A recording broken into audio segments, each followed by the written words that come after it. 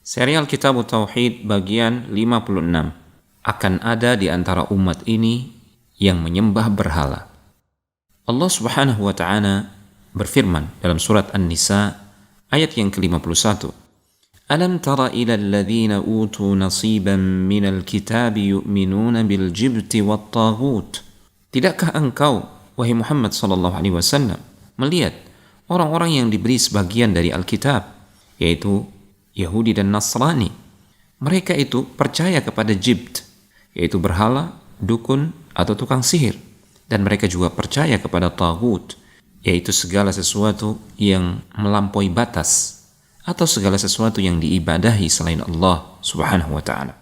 Ayat yang mulia ini dibawakan oleh Syekh Muhammad bin Abdul Wahhab rahimahullahu ta'ala setelah beliau membawakan penjelasan tentang hakikat tauhid dan hakikat syirik, serta perkara-perkara yang bisa mengurangi tauhid atau bahkan menghilangkan tauhid. Beliau membawakan ayat ini untuk menyanggah anggapan keliru sebagian orang yang mengatakan mustahil akan terjadi kesyirikan pada umat Muhammad sallallahu alaihi wasallam jika mereka telah mengucapkan la ilaha illallah Muhammadur Rasulullah.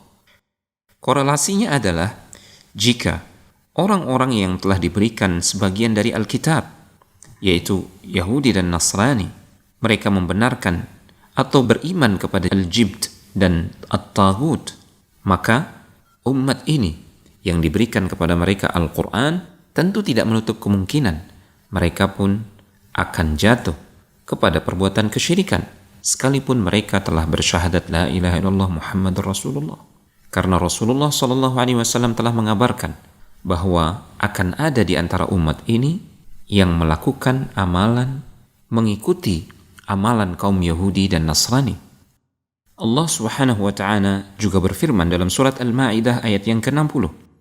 Qul hal unabbi'ukum bi syarrin min dzalika mathubatan 'inda Allah man la'anahu Allah wa ghadiba 'alaihi wa ja'ala minhumul qiradata wal khanazira wa 'abada at-taghut.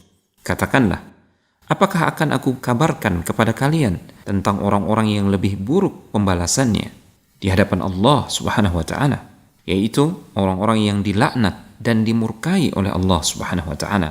Di antara mereka ada yang dijadikan kera dan babi dan dijadikan beribadah kepada taghut. Dalam ayat yang mulia ini Allah mengabarkan bahwasanya ada di kalangan ahli kitab yang menyembah taghut, yaitu sesembahan selain Allah Subhanahu wa ta'ala. Padahal Allah telah menurunkan kepada mereka Taurat dan Injil. Maka demikian pula pada umat ini tidak menutup kemungkinan akan ada dari kalangan umat ini yang melakukan kesyirikan sebagaimana Yahudi dan Nasrani melakukan kesyirikan.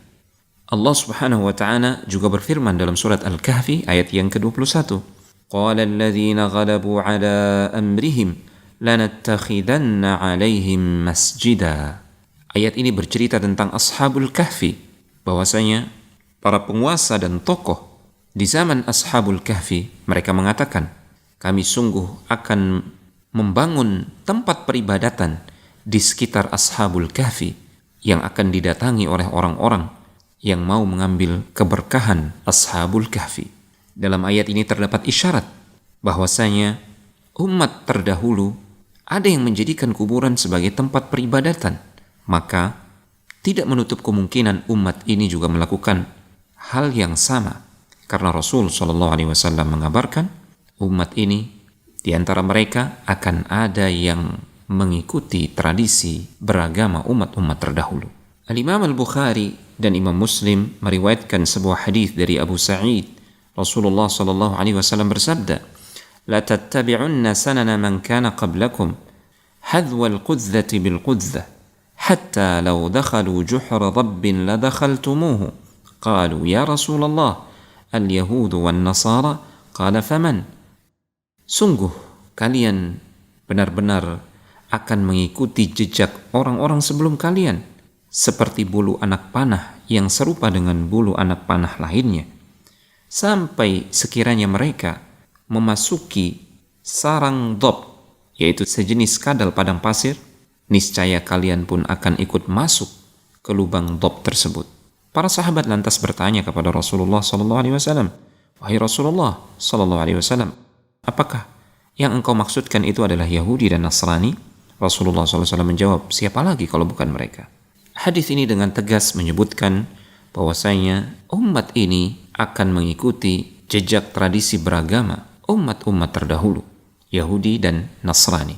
Maka sebagaimana Yahudi dan Nasrani ada di antara mereka jatuh ke dalam perbuatan syirik, padahal mereka telah mengenal Taurat dan Injil, maka demikian pula akan ada di antara umat ini yang mengikuti jejak umat-umat terdahulu, yaitu jatuh dalam perbuatan kesyirikan, sekalipun Al-Quran telah datang kepada mereka.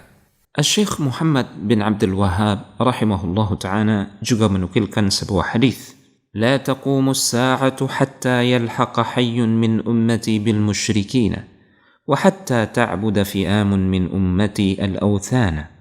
Tidak akan terjadi hari kiamat sampai nanti ada satu kabilah dari umatku menetap bersama-sama di negeri kaum musyrikin, dan tidak akan terjadi hari kiamat sampai nanti ada sekumpulan dari umatku yang beribadah kepada selain Allah tabaraka wa ta'ala.